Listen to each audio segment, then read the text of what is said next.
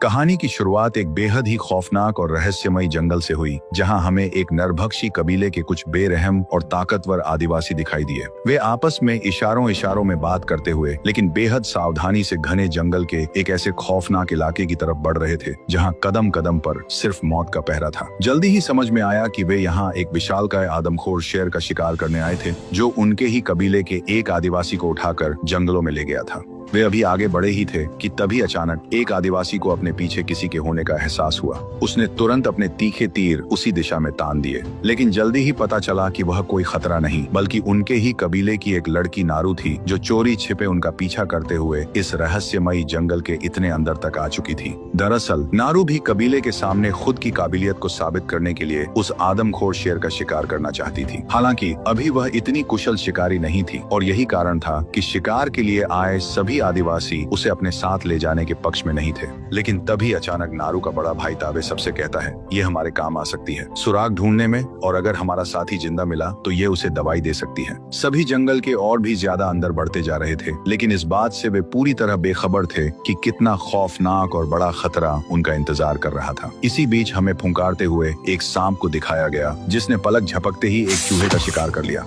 लेकिन तभी सांप को वहाँ कुछ अजीब दिखाई दिया। इससे पहले कि सांप उस पर हमला कर पाता, उससे पहले ही उस रहस्यमयी चीज ने एक ही झटके में अपने धारदार हथियार से सांप की खाल, मांस और हड्डियां तीनों अलग अलग कर उसे बेहद बेरहमी से मौत के घाट उतार दिया। वहीं दूसरी ओर नारू और सभी आदिवासी शिकारी कुत्तों की मदद से उस आदमखोर शेर के मल तक जा पहुंचे। मल बिल्कुल ताजा था, जिसका साफ मतलब था कि वह आदमखोर शेर आसपास ही था। तभी अचानक नारू की नजर वहीं पत्तों पर गिरे ताजे खून पर गई, यानी कि वे बिल्कुल सही दिशा में आगे बढ़ रहे थे। अभी वे थोड़ा आगे चले ही थे कि तभी अचानक उन्हें कबीले का वही साथी बेहद दर्दनाक और बुरी हालत में मिला, जिसे वह आदमखोर शेर उठाकर ले गया था। लेकिन हैरानी की बात तो यह थी कि शेर इतनी आसानी से अपना शिकार नहीं छोड़ते। नारू ने बिना देर किए तुरंत अपने झोले से कुछ जड़ी बूटियां निकाली, उन्हें आपस में रगड़ा और एक खास लेप के साथ मिलाकर उसे घायल साथी के गहरे जख्मों पर लगाने लगी। इसके साथ ही उसने उसे एक खास जड़ी बूटी भी खिलाई, जिससे शरीर पूरी तरह ठंडा पड़ जाता है। चूंकि जल्द ही रात होने वाली थी और यहाँ रुकना खतरे से खाली नहीं था, इसलिए कबीले के बाकी लोगों ने आनन फानन में आसपास की लकड़ियां काटी और उसकी मदद से एक मजबूत स्ट्रेचर बनाया। साथ ही अंधेरे में रास्ता देखने के लिए पेड़ की गोंद से एक चमकदार मशाल तैयार की। जल्द ही घायल साथी को स्ट्रेचर में लिटाकर सभी वहां से निकल गए। लौटते समय रास्ते में ताबे ने कहा कि वह अकेले ही उस आदमखोर शेर का शिकार करने जा रहा है। नारू ने उसे तुरंत चेतावनी दी कि जंगल में शेर से भी खतरनाक कोई भयानक चीज मौजूद है, जिसे देखकर खुद शेर भी भाग गया, नहीं तो आज उनका साथी जिंदा नहीं बचता। लेकिन ताबे नारू की बातों पर रत्ती भर भी ध्यान नहीं देता और अकेला ही उस आदमखोर शेर का शिकार करने चला जाता है। इधर कबीले के बाकी लोग घायल साथी को सही सलामत कबीले की ओर ले जा रहे थे कि तभी अचानक नारू को रास्ते में वही सांप दिखाई दिया, जिसे उस रहस्यमयी जीव ने बड़ी बेरहमी से मारा था। नारू उसे करीब से देखने के लिए बैठी ही थी। उसने पाया कि वह सांप अभी भी जिंदा था, जिसकी खाल को उस रहस्यमयी जीव ने बड़ी ही बेरहमी से नोच फेंका था। वहीं पास में नारू को उस रहस्यमयी जीव के पैरों के निशान भी दिखाई दिए, जो कि एक नॉर्मल जंगली जानवर के पैरों से आकार में बहुत बड़े थे। तभी वहां कबीले के बाकी लोग भी आ गए। नारू सबको वे खौफनाक पैरों के निशान दिखाते हुए बोली, जंगल में जरूर कुछ तो बहुत ही खतरनाक है, जिससे हम सबको खतरा है। भला इस सांप को कोई इतनी बेरहमी से क्यों ही मारेगा। हालांकि कबीले के बाकी लोगों का अंदेशा था कि ये निशान किसी भालू के भी हो सकते हैं, लेकिन इतना बड़ा भालू और वो भी सिर्फ 2 पैरों के निशान घबराने के लिए इतना काफी था। नारू बिना एक पल गंवाए तुरंत अपने भाई को उस रहस्यमयी शैतान की खबर देने के लिए निकल पड़ी, जिसका साथ देने के लिए कबीले का एक जांबाज साथी भी उसके साथ हो लिया। खौफनाक निशानों का पीछा करते हुए नारू आगे बढ़ी ही थी कि तभी अचानक उसे अपने पीछे किसी के होने का गहरा एहसास हुआ। वह देखने के लिए जैसे ही आगे बढ़ी, लेकिन तभी अचानक किसी ने उसका हाथ बेहद मजबूती से खींचा। पता चला कि यह कोई दुश्मन नहीं बल्कि उसका अपना भाई ताबे था। उसने बिना एक पल गंवाए तुरंत जलती हुई मशालों को बुझा दिया, क्योंकि अब वे उस आदमखोर शेर के इलाके में कदम रख चुके थे और आग की तेज रोशनी को देखकर वह शातिर शिकारी वहां से भाग सकता था। नारू ने उसे तुरंत उस आदमखोर शेर से भी कहीं ज्यादा बड़े और खौफनाक खतरे के बारे में बताया। हालांकि जंगल में भला एक खूंखार ग्रिजली बियर से बड़ा खतरा और क्या ही हो सकता था, लेकिन ताबे ने जो कहा, मुझे भालू से डर नहीं लगता, मेरे भी मुंह से निकला, सच में बंदा बैडएस तो है। जिसके बाद नारू, ताबे और साथ आए साथी को उस आदमखोर शेर को मारने का एक बेहद ही शातिर प्लान बताती है, जिसमें वे पहले अपने शिकार को लालच देकर फंसाएंगे और फिर पेड़ की सुरक्षित ऊंचाई पर चढ़कर उसका इंतजार करेंगे। हालांकि ऐसा करने में तो पूरी रात भी बीत सकती थी। यही सवाल साथ आए साथी का भी था। हालांकि नारू का प्लान बिल्कुल सटीक और सही भी था, लेकिन साथ आए साथी का जवाब सच में आजकल की इंडिपेंडेंट औरतों का ईगो हर्ट करने वाला था। अगर शिकार से डर लगता है तो घर चले जाओ, खाना बनाओ। हालांकि ताबे को भी नारू का प्लान सही लगा, लेकिन अपनी खुद की बहन के प्लान पर भरोसा करना मैं कभी इसके पक्ष में नहीं था। बिना देरी किए तीनों योजना के मुताबिक उस आदमखोर शेर को अपनी खूनी मौत के जाल में फंसाने के लिए तैयारी करने में जुट गए। जहां दो लोग पेड़ पर चढ़कर शेर के आने का इंतजार कर रहे थे, वहीं ताबे नीचे शेर को बुलाने के लिए जानवरों का ताजा खून और मांस के लोथड़े गिरा रहा था। लेकिन वे तीनों इस बात से पूरी तरह बेखबर थे कि मौत उनके कितना नजदीक पहुंच चुकी थी। तभी अचानक आदमखोर शेर ने नारू के साथी पर हमला कर दिया। यह खौफनाक मंजर देखकर नारू बुरी तरह घबरा गई, लेकिन उसने तुरंत थरथराते हाथों से तीर निकालकर शेर पर चलाने की कोशिश की। वह आदमखोर शेर सच में काफी फुर्तीला था, लेकिन अब नारू की अपनी जान भी खतरे में थी। शेर ने तुरंत नारू पर भी हमला किया, पर खुशकिस्मती से नारू किसी तरह उसकी जानलेवा लपक से बच गई। नारू और शेर अब आमने सामने थे। हाथ में नुकीला भाला लिए नारू उससे दूरी बनाए हुए थी, लेकिन शायद यही उसका अंत था। तभी अचानक उसकी नजर जंगल के बीचों बीच चमचमाती एक लाल रोशनी पर गई, लेकिन तभी ध्यान भटकता देख आदमखोर शेर ने उस पर जानलेवा हमला कर दिया। नारू का संतुलन बिगड़ा और उसका सिर एक भारी पत्थर से जा टकराया।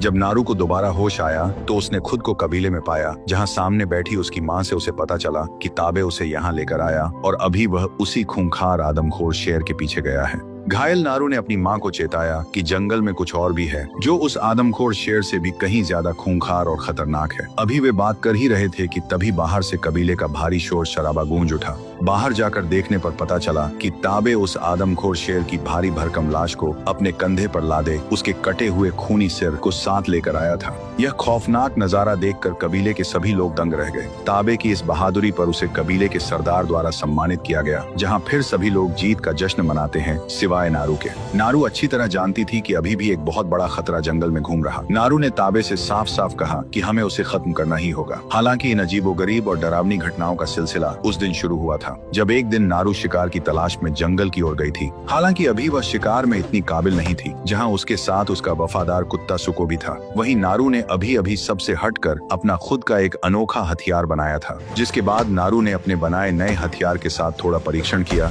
क्योंकि अब इसी हथियार से नारू अपना पहला शिकार करना चाहती थी। तभी अचानक दोनों की नजर एक हिरण पर गई।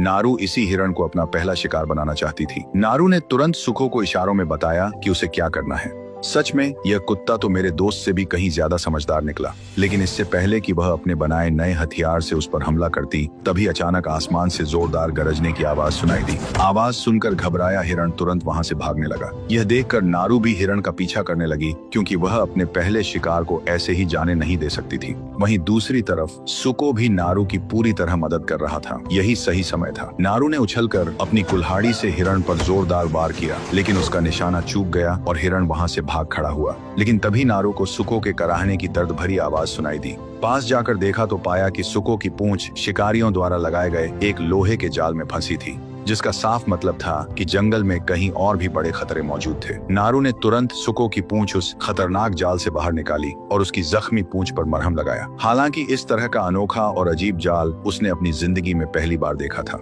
अभी वह उस जाल को गौर से देख ही रही थी कि तभी आसमान में फिर से जोर से गरजने की आवाज सुनाई दी, जहां उस भयानक आवाज को सुनते हुए नारू भागती हुई एक पहाड़ी की चोटी पर आ गई। जैसे ही उसने गर्दन उठाकर आसमान की ओर देखा, उसे बादलों को चीरते हुए गड़गड़ाहट की आवाज के साथ जाते हुए एक बेहद अजीब सी चीज दिखाई दी। हालांकि घने बादलों की वजह से नारू तो उसे साफ नहीं देख पाई, लेकिन दर्शक होने के नाते हमें साफ दिखाया गया कि एक बहुत ही एडवांस स्पेसशिप पलक झपकते ही बादलों में ओझल हो गया, जिसमें से एक रहस्यमयी और खौफनाक क्रीचर बाहर निकला, जिसके पास गायब होने की गजब की ताकत भी थी। इधर इस बात से पूरी तरह बेखबर नारू अभी अपने बड़े भाई ताबे के साथ थी, जहां ताबे नारू को अचूक तीर चलाना सिखा रहा था। सच में वह कमाल का शिकारी था। मेरे इतना कहते ही ताबे ने कमान संभाली और तीर हवा में छोड़ दिया। उसने आसमान में उड़ रहे बाज को एक ही बार में मार गिराया, जिसे देखकर तो नारू भी हैरान रह गई। हालांकि बहन होते हुए भाई की तारीफ तब भी नहीं की जाती थी। नारू सुबह की उस अजीब घटना से बहुत ज्यादा परेशान थी। उसने यह बात ताबे को भी बताई, लेकिन ताबे ने उसकी बात पर ज्यादा ध्यान नहीं दिया।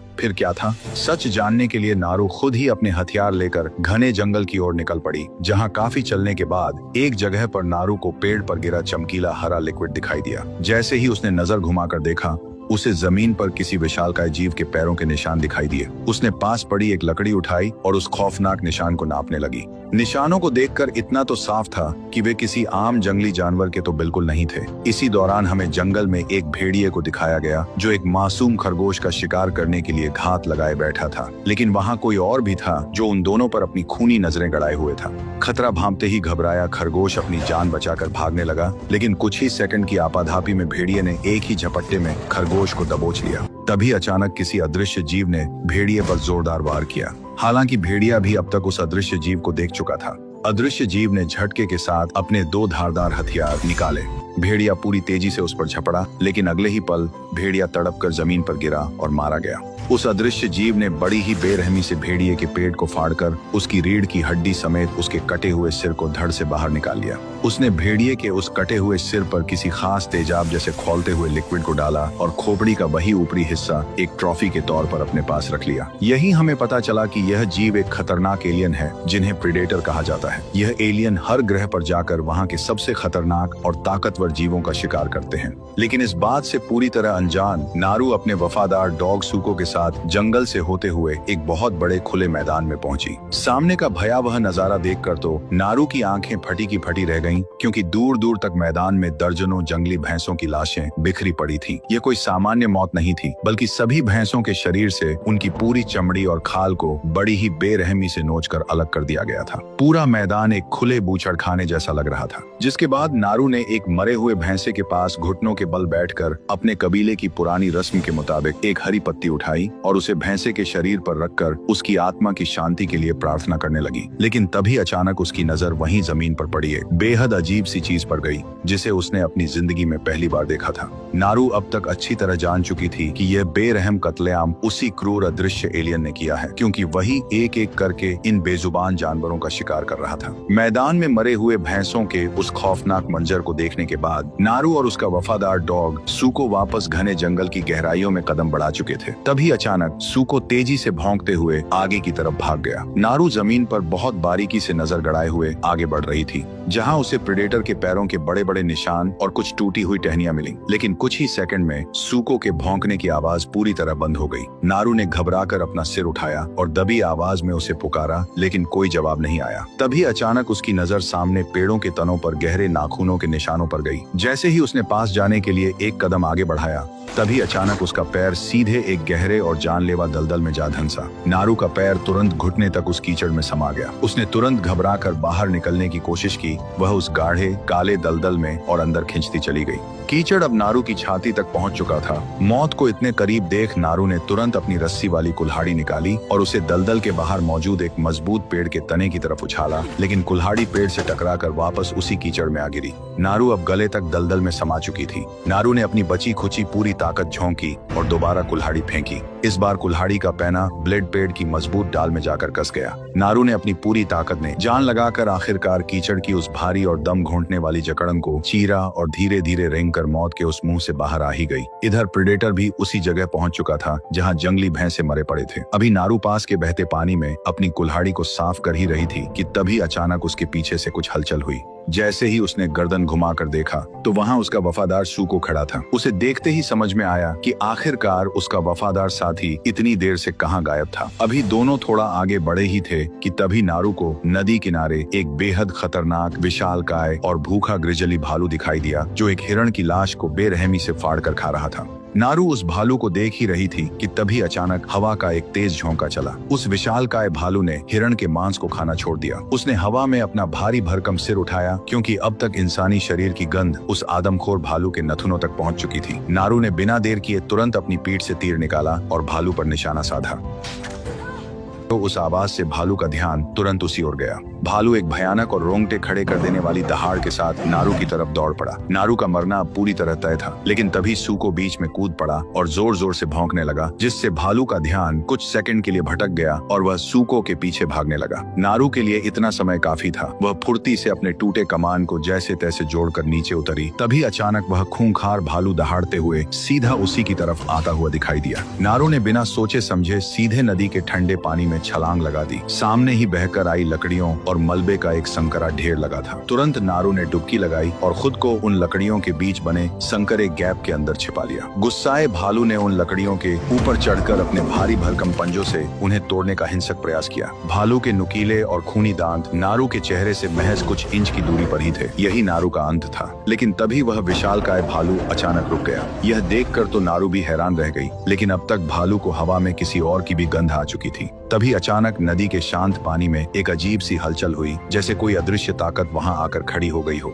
विशालकाय भालू बिना डरे उस अदृश्य ताकत पर पूरी ताकत से झपट पड़ा। दरअसल ये वही खूंखार प्रेडेटर था। दोनों के बीच पानी में एक भयानक खूनी जंग शुरू हो गई। दहाड़ते हुए उस विशालकाय भालू ने अपनी पूरी ताकत से प्रेडेटर को दबोचकर पानी में पटक दिया। तभी अचानक भालू जोर से दहाड़ा, मानो उसने प्रेडेटर का काम तमाम कर दिया हो। यह देखकर तो नारू भी दंग रह गई, लेकिन जैसे ही वह भालू जाने के लिए पीछे मुड़ा, तभी अचानक प्रेडेटर अपनी असाधारण सुपर ह्यूमन ताकत के साथ वापस उठ खड़ा हुआ। भालू जैसे ही दोबारा उस पर हमला करने के लिए झपटा, प्रेडेटर ने केवल एक ही जोरदार घूंसे के वार से उस विशालकाय भालू को वहीं ढेर कर दिया। खेल यहीं खत्म नहीं हुआ। प्रेडेटर ने उस भारी भरकम भालू के विशाल शरीर को अपने दोनों हाथों की जबरदस्त ताकत से हवा में उठाया और उसे बीच से फाड़कर भालू के बहते हुए गर्म खून से खुद को नहला लिया। यह भयानक और रोंगटे खड़े कर देने वाला मंजर देखकर नारू की आंखें खौफ के मारे फटी की फटी रह गईं। नारू ने बिना एक पल गंवाए अपनी जान बचाने के लिए तुरंत नदी में छलांग लगा दी। हालांकि तब तक प्रेडेटर भी नारू को देख चुका था, लेकिन नदी का बहाव काफी तेज होने की वजह से नारू बहुत दूर तक बहकर निकल गई। अभी वह नदी से बाहर आकर महज कुछ ही कदम चली थी कि रास्ते में नारू को अचानक उसके कबीले के कुछ साथी मिल गए, जो घने जंगल में असल में उसे ही ढूंढ रहे थे। घबराई हुई नारू ने उन्हें बताया कि उसने जंगल में एक बेहद ही खतरनाक अदृश्य जीव को देखा है, जिसके पास पलक झपकते ही गायब होने की अद्भुत क्षमता है, जिसने महज एक ही वार में उस विशालकाय भालू को मौत के घाट उतार दिया। लेकिन सबसे बड़ी मुसीबत यह रही कि नारू की इन खौफनाक बातों पर भी किसी ने विश्वास नहीं किया। वे सब उसे पागल समझकर जबरदस्ती वापस कबीले ले जाने लगे।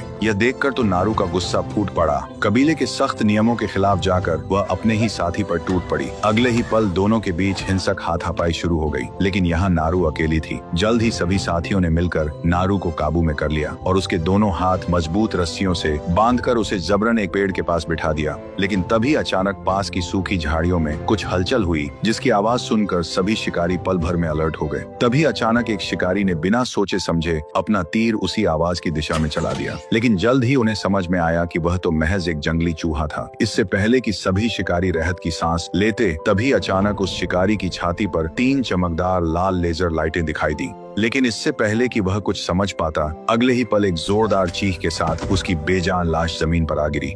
ये खौफनाक मंजर देखकर तो बचे हुए शिकारी बुरी तरह घबरा गए। वे घबराकर चारों तरफ उस अदृश्य शैतान को ढूंढने लगे। रस्सियों से बंधी नारू तुरंत खतरा भांप गई। वह चिल्लाकर उनसे अपने हाथ खोलने को कहती रही, लेकिन डर के मारे किसी ने भी उसकी बात पर ध्यान नहीं दिया। दरअसल यह हमला किसी और ने नहीं, बल्कि उसी खूंखार प्रेडेटर ने किया था। उसी दौरान प्रेडेटर मरे हुए शिकारी के शरीर में धन से अपने तीर को बाहर निकालने लगा। तभी अचानक दूसरे शिकारी ने सीधा उसी दिशा में तीर चला दिया, जो सीधे प्रेडेटर के हाथ में जा लगा। तीर लगते ही उसका शरीर लाल रंग की रोशनी से चमक उठा। अगले ही पल वह दर्द और गुस्से में जोर से दहाड़ा। यह पहली बार था जब वह अदृश्य जीव हमें साफ साफ दिखाई दिया। दोनों शिकारी प्रेडेटर को घेरने की कोशिश करने लगे, लेकिन यहाँ मुकाबला बराबरी का बिल्कुल नहीं था। प्रेडेटर अपनी असाधारण सुपर ह्यूमन ताकत से दोनों पर भारी पड़ रहा था। यही सही समय था। नारू ने बिना डरे तुरंत मरे हुए साथी की ओर दौड़ लगा दी और उसके पास से रस्सियां काटने का कोई औजार ढूंढने लगी। लेकिन इससे पहले कि दूसरा शिकारी प्रेडेटर पर वार कर पाता, प्रेडेटर ने अपने बेहद धारदार हथियार से उसका एक हाथ ही काटकर अलग कर दिया।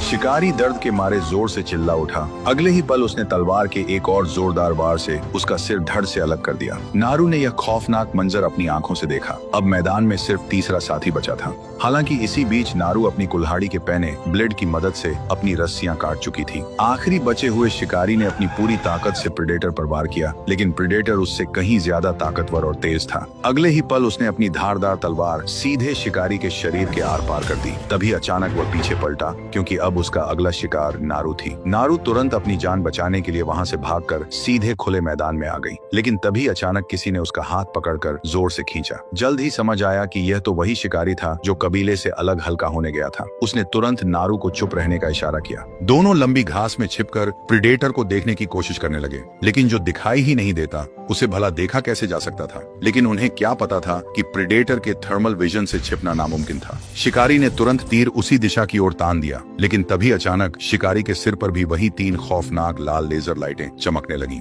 नारू ने तुरंत बिजली की फुर्ती दिखाते हुए उसे नीचे खींच लिया, जिससे वह शिकारी बाल बाल बच गया। दोनों एक बार फिर उठकर तेजी से भागने लगे, लेकिन प्रेडेटर चीते की रफ्तार से उनका पीछा कर रहा था। पलक झपकते ही प्रेडेटर ने उस शिकारी को दबोचा और एक ही झटके में चीर कर रख दिया। नारू इस खौफनाक मंजर से इतना ज्यादा डर चुकी थी कि उसने पीछे पलटकर देखने की हिम्मत तक नहीं की। अब प्रेडेटर का अगला शिकार सिर्फ नारू थी। नारू अपनी पूरी जान लगाकर वहां से भागी। तभी अचानक रास्ते में बिछाए लोहे के एक मजबूत शिकंजे में नारू का पैर बुरी तरह जा फंसा। असहनीय दर्द के मारे नारू की चीख निकल गई। उसने अपने पैर को उस लोहे के शिकंजे से निकालने की नाकाम कोशिश की, लेकिन वह शिकंजा बहुत मजबूत था। तभी प्रेडेटर ठीक नारू के सामने आकर खड़ा हो गया। उसने नारू को शिकंजे में बेबस और लाचार फंसा हुआ पाया। तभी कुछ बेहद अजीब हुआ। प्रेडेटर ने नारू को बिना नुकसान पहुंचाए नजरअंदाज किया और वहां से चुपचाप चला गया। तभी नारू को अपने पीछे किसी के होने का एहसास हुआ। जैसे ही वह पीछे पलटी, तभी अचानक वहां कुछ अनजान लोग आ गए। दरअसल ये विदेशी शिकारी थे, जिनके पास आधुनिक बंदूकें थीं। इससे पहले कि नारू कुछ समझ पाती, एक शिकारी ने उसे मारकर बेहोश कर दिया। जब कुछ समय बाद नारू की आंखें खुली, तो उसने खुद को लकड़ियों के बने एक मजबूत पिंजरे में कैद पाया। नारू ने घबराकर बाहर की ओर झांका, जहां दर्जनों बंदूकधारी फ्रांसीसी शिकारियों का पूरा दल डेरा डाले बैठा था। तभी अचानक नारू की नजर एक अजीब आदमी पर पड़ी, जिसने जंगली भालू की खाल ओढ़ रखी थी। यही आदमी इस विदेशी शिकारी दल का लीडर था। जल्द ही नारू को यह बात समझ में आई कि इन्हीं बेरहम शिकारियों ने मैदान में उन जंगली भैंसों का बेरहमी से कत्लेआम किया था। वह लीडर अजीब तरीके से घूरते हुए नारू की तरफ बढ़ा। हालांकि लैंग्वेज बैरियर के कारण दोनों को एक दूसरे की एक भी बात समझ नहीं आई। तभी लीडर के दल का एक आदमी सामने आया। अच्छी बात यह रही कि उसे नारू की कबीलाई भाषा आती थी। उसने नारू से उस अदृश्य शैतान के बारे में जो कुछ भी पता था सब बताने को कहा, लेकिन नारू ने उन्हें कुछ भी बताने से इनकार कर दिया। तभी वह लीडर गुस्से में दूसरे लकड़ी के पिंजरे की ओर बढ़ा। नारू यह देखकर हैरान और दंग रह गई कि उन क्रूर शिकारियों ने उसके बड़े भाई ताबे को भी पकड़ कर रखा हुआ था। अगले ही पल उस बेरहम लीडर ने ताबे के शरीर पर एक गहरा बड़ा कट लगा दिया। उनका इरादा एकदम साफ था। अगले ही पल नारू और ताबे को खुले मैदान में जिंदा चारे के तौर पर पेड़ से बांध दिया गया, ताकि जैसे ही प्रेडेटर इन दोनों का शिकार करने आए, वे घात लगाकर उस पर हमला कर सके। इसके तुरंत बाद सभी विदेशी शिकारी उनसे कुछ ही दूरी पर झाड़ियों में छिपकर अपनी बंदूकें ताने नजर रखे हुए थे। लेकिन इन बेवकूफ लोगों को जरा भी अंदाजा नहीं था कि ऐसा करके उन्होंने प्रेडेटर को नहीं, बल्कि खुद अपनी ही मौत को बुलावा दे दिया था। एक शिकारी दूरबीन के स्कोप से उन दोनों पर नजर रखे हुए था कि तभी अचानक उन्हें घोड़ों के खौफनाक तरीके से भागने की आवाज सुनाई दी। जैसे ही उन दोनों शिकारियों ने पीछे पलटकर देखा, तो उनके होश उड़ गए। किसी ने बड़ी ही बेरहमी से घोड़ों पर सवार उनके बाकी साथियों को मौत के घाट उतार दिया था। ये खौफनाक नजारा देखकर तो उन दोनों शिकारियों की आंखें फटी की फटी रह गईं। तभी उनमें से एक शिकारी दहशत के मारे चिल्लाता हुआ तेजी से नारू और ताबे की तरफ भागा, लेकिन तभी अचानक हवा को चीरते हुए प्रेडेटर का एक पैना और जानलेवा तीर उसके शरीर के आर पार होता हुआ सीधे सामने के पेड़ में जा घुसा। तभी प्रेडेटर पेड़ से बंधे नारू और ताबे की तरफ बढ़ने लगा। दोनों का मरना अब पूरी तरह तय था। लेकिन तभी नारू ने दिमाग पर जोर देते हुए बताया कि शायद प्रेडेटर सिर्फ उन्हीं का शिकार करता है जो शिकारी होते हैं या जिनसे उसे खतरा होता है। यही कारण था कि प्रेडेटर ने उसे पहले भी छोड़ दिया था, क्योंकि वह सिर्फ ताकतवर और हथियारबंद लोगों पर ही वार करता है। दोनों ने खुद को छुड़ाने की आखिरी कोशिश की, लेकिन दोनों पूरी तरह नाकाम रहे। तभी अचानक प्रेडेटर का भारी पैर जमीन पर बिछे एक मजबूत शिकंजे में जा फंसा। वह दर्द और गुस्से में जोर से दहाड़ उठा। तभी अचानक आसपास छिपे बाकी विदेशी शिकारी तुरंत बाहर निकल आए। दोनों तरफ से शिकंजे से जुड़ी लोहे की भारी जंजीरों को पूरी ताकत से खींचकर उन्होंने प्रेडेटर को जमीन पर पटक दिया। अगले ही पल दो शिकारियों ने तेजी से आगे बढ़कर एक बड़ा मजबूत जाल प्रेडेटर के ऊपर डाल दिया। प्रेडेटर को पूरी तरह बेबस और कैद देखकर एक शिकारी अभी अपनी जीत की खुशी मना ही रहा था कि तभी प्रेडेटर ने अपनी कलाई से लोहे के बेहद महीन तारों वाला घातक जाल फेंका, जिसने देखते ही देखते उस शिकारी का कीमा बना दिया। तभी अचानक पीछे से किसी ने प्रेडेटर पर जोरदार वार किया। उसने पलटकर तुरंत अपनी एडवांस बायोमैकेनिकल ढाल से अपना बचाव किया। सामने खड़े शिकारियों ने उस पर एक के बाद एक कई गोलियां चलाईं, लेकिन वे भी यह देखकर हैरान रह गए कि प्रेडेटर को उनकी इन गोलियों से भी कोई फर्क नहीं पड़ रहा था। प्रेडेटर तेजी से उनकी ओर बढ़ा और देखते ही देखते पूरा मैदान एक खूनी बूछड़खाने में बदल गया। मुकाबला बराबरी का बिल्कुल नहीं था। प्रेडेटर सामने आने वाले हर एक शिकारी को बड़ी ही बेरहमी से मौत के घाट उतार रहा था। पूरा जंगल उनकी दर्दनाक चीखों से दहल उठा। तभी प्रेडेटर ने एक शिकारी को उसके गले से पकड़कर हवा में ऊपर उठा लिया और अच्छी बात यह रही कि इतनी देर में नारू और ताबे किसी तरह अपने हाथों की रस्सियां खोलने में कामयाब रहे। ताबे यहाँ से सुरक्षित निकलने के लिए घोड़ों का इंतजाम करने निकल गया और नारू वापस उन विदेशी शिकारियों के मुख्य अड्डे की तरफ निकल गई। इधर प्रेडेटर अब भी कत्लेआम मचा रहा था। तभी लीडर के एक इशारे पर उसके बचे हुए लोगों ने प्रेडेटर पर अंधाधुंध गोलियां बरसानी शुरू कर दी, लेकिन हैरानी की बात यह रही कि एक भी गोली प्रेडेटर को छू तक नहीं सकी। तभी अचानक उसने अपनी बाह में लगे बायोमैकेनिकल डिवाइस के सभी बटनों को एक साथ दबाना शुरू कर दिया और अगली ही छलांग में वह पेड़ों पर तेजी से उछलता कूदता हुआ घने कोहरे में कहीं गायब हो गया। लेकिन तभी अचानक सभी विदेशी शिकारियों की नजर जमीन पर गिरे प्रेडेटर के एक डिवाइस पर पड़ी, जो तेज आवाज के साथ लगातार ब्लिंक कर रहा था। सभी शिकारी यह देखकर हैरान हो ही रहे थे कि तभी अचानक उस डिवाइस में से 3 जानलेवा ड्रोन तेजी से घूमते हुए बाहर निकल आए। जल्द ही उन्हें समझ में आ गया कि वह क्या था, लेकिन तब तक बहुत देर हो चुकी थी। इधर नारू किसी तरह छुपते छुपाते विदेशी शिकारियों के मुख्य ठिकाने तक पहुंच चुकी थी, जहां अब भी कई हथियारबंद शिकारी मौजूद थे। अच्छी बात यह रही कि वहीं उसका वफादार सूको भी बंधा हुआ था। लेकिन तभी एक सफेद बालों वाला बेरहम शिकारी हाथों में चमकता हुआ खंजर लिए सूको की तरफ बढ़ा। इससे पहले कि वह उसे जान से मार पाता, एन मौके पर नारू वहां पहुंचकर उसे रोक लेती है। जल्द ही वहां मौजूद बाकी शिकारियों को भी नारू की मौजूदगी का पता चल गया, लेकिन नारू अकेले ही उन सभी शिकारियों पर भारी पड़ रही थी। वह एक एक करके सभी शिकारियों को बड़ी ही बेरहमी से मौत के घाट उतारती गई। पलक झपकते ही उसने वहां सभी लोगों का काम तमाम कर दिया। इसके बाद उसने तुरंत सूको को उस कैद से छुड़ाया और बिना वक्त गंवाए उसे सीधे ताबे की मदद के लिए भेज दिया। अभी नारू ने राहत की सांस ली ही थी कि तभी अचानक वहां बंदूक ताने वहीं ट्रांसलेटर आ गया, जिसका एक पैर प्रेडेटर के हमले के दौरान कट गया था। वह खून से लथपथ और बुरी तरह जख्मी था। उसने दर्द से कराहते हुए नारू से मदद की भीख मांगी और बदले में उसे बंदूक सिखाने का वादा किया। नारू ने तुरंत उसके जख्मों पर दवा लगानी शुरू की। इसी बीच ट्रांसलेटर ने नारू को बंदूक चलाने और उसमें गोली लोड करने का पूरा तरीका विस्तार से समझा दिया। नारू ने तुरंत अपनी पोटली में से वही खास नारंगी जड़ी बूटी निकाली और उसका एक छोटा हिस्सा ट्रांसलेटर के मुंह में जबरदस्ती डाल दिया, ताकि बहता खून बंद हो और उसकी जान बच सके। दवा खाते ही अगले ही पल उसका पूरा शरीर बर्फ की तरह ठंडा पड़कर बुरी तरह कांपने लगा और उसे बहुत तेज ठंड लगने लगी। लेकिन तभी अचानक नारू को अपनी कबीलाई सूझबूझ से किसी बड़े खतरे का एहसास हुआ। वह बंदूक लेकर तुरंत एक पेड़ के पीछे छिप गई। ट्रांसलेटर बेचारा दहशत के मारे रेंगते हुए वहां से निकलने की कोशिश करने लगा, लेकिन तभी उसे अपने ठीक पीछे से किसी के भारी कदमों की खौफनाक आहट सुनाई दी। उसने तुरंत मरने का नाटक किया और सांस रोककर वहीं जमीन पर लेट गया। दरअसल प्रेडेटर शिकार की तलाश में वहां पहुंच चुका था। अगले ही पल प्रेडेटर ने अपने बायोमास्क के थर्मल विजन से चारों तरफ स्कैन करना शुरू कर दिया, लेकिन खुशकिस्मती से उस चमत्कारी जड़ी बूटी के ठंडे असर की वजह से ट्रांसलेटर के शरीर की गर्मी पूरी तरह खत्म हो चुकी थी। यही वजह थी कि प्रेडेटर की थर्मल आंखें उसे ढूंढ नहीं पाईं और वह यह जान ही नहीं पाया कि वह आदमी अभी जिंदा है। जल्द ही यह बड़ी बात पेड़ के पीछे छिपी नारू को भी अच्छी तरह समझ में आ गई। प्रेडेटर उसे मरा हुआ समझकर जैसे ही आगे जाने के लिए बढ़ा, तभी गलती से उसका भारी पैर ट्रांसलेटर के जख्मी पैर पर पड़ गया।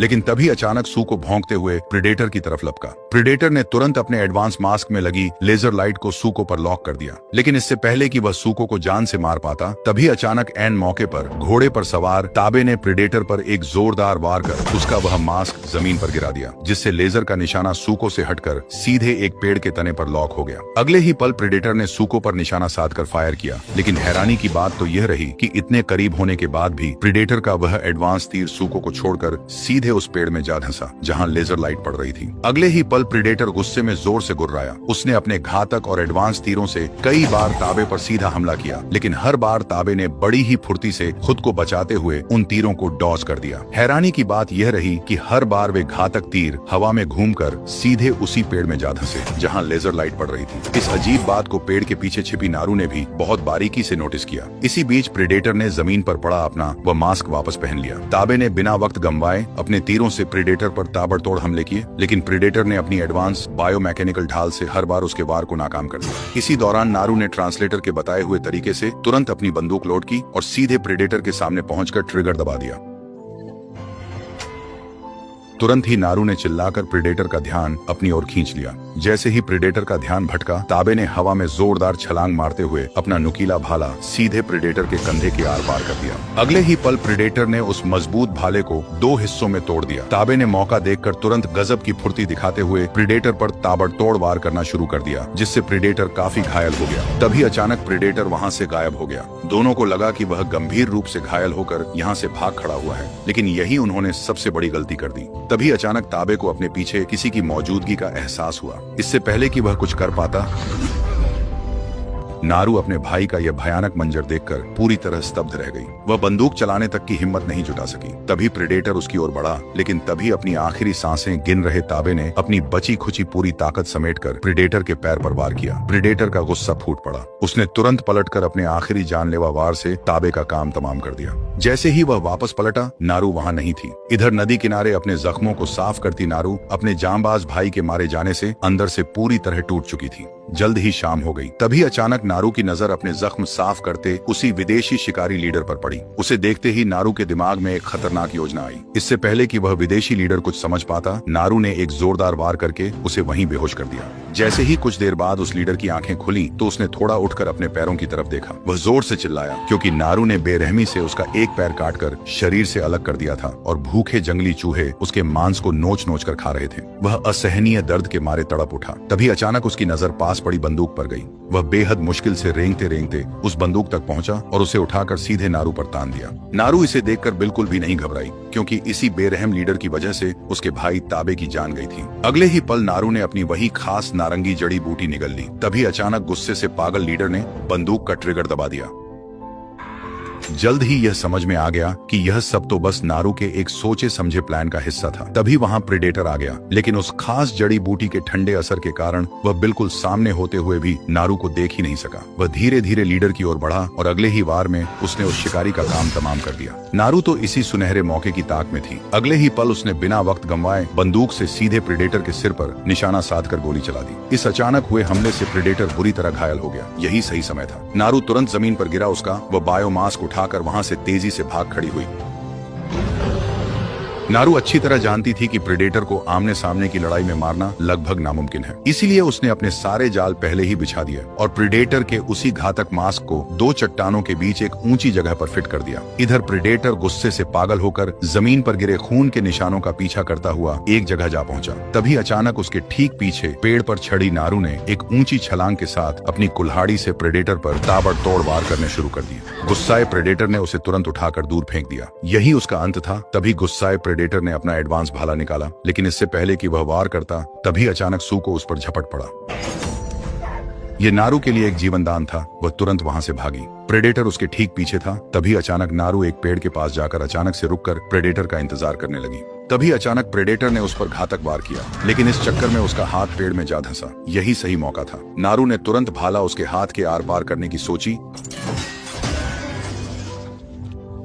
एक जोरदार झटके से उसका अपना ही वह हाथ कटकर अलग हो गया। गुस्साया प्रेडेटर अपनी घातक शील्ड से नारू पर वार करने लगा। नारू किसी तरह अभी तक खुद को बचाए हुए थी। अगले ही पल दोनों आमने सामने थे। तभी प्रेडेटर जोर से दहाड़ा। यही हमले का सही समय था। तभी नारू ने भागते हुए स्लाइड मारकर प्रेडेटर के पैरों पर वार किया और एक छलांग के साथ सीधे उसकी पीठ पर चढ़कर उसके गले को रस्सी से चारों तरफ से लपेटकर जोर से खींचा। पलक झपकते ही प्रेडेटर गहरे गाढ़े दलदल में पूरा समा गया। नारू ने राहत की सांस ली ही थी कि तभी प्रेडेटर खौफनाक अंदाज में दलदल से बाहर निकल आया।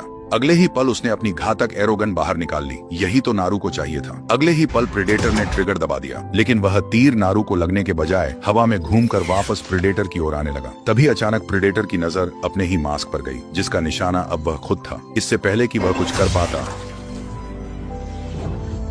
आखिरकार प्रेडेटर मारा गया, जिसके साथ ही नारू ने अपने भाई की मौत का बदला भी ले लिया। जैसे ही कबीले वालों ने नारू के हाथ में प्रेडेटर का कटा हुआ सिर देखा, सभी हैरान रह गए। नारू ने उसका कटा हुआ सिर सरदार के कदमों में फेंक दिया। दुनिया के सबसे खतरनाक शिकारी का शिकार करके आखिरकार नारू ने अपनी काबिलियत साबित कर ही दी। नारू की माँ और कबीले के लोगों की आंखों में उसके प्रति गहरा गर्व और सम्मान साफ झलक रहा था। कबीले के बुजुर्ग और सभी लोग एक सुर में चिल्लाकर नारू की ऐतिहासिक जीत का जश्न मनाने लगे। साथ ही उसे कबीले का नया जांबाज लीडर बना दिया गया। यही वह क्षण था जब यह शानदार कहानी अपने चरम पर पहुंचती है। आपको यह मूवी कैसी लगी? अगर आपको पसंद आई हो तो दोस्तों के साथ शेयर करो, वीडियो को लाइक करो और चैनल को सब्सक्राइब करके नोटिफिकेशन बेल को ऑन पर करना बिल्कुल मत भूलना। ठीक है, चलो अगली कहानी में फिर मिलते हैं।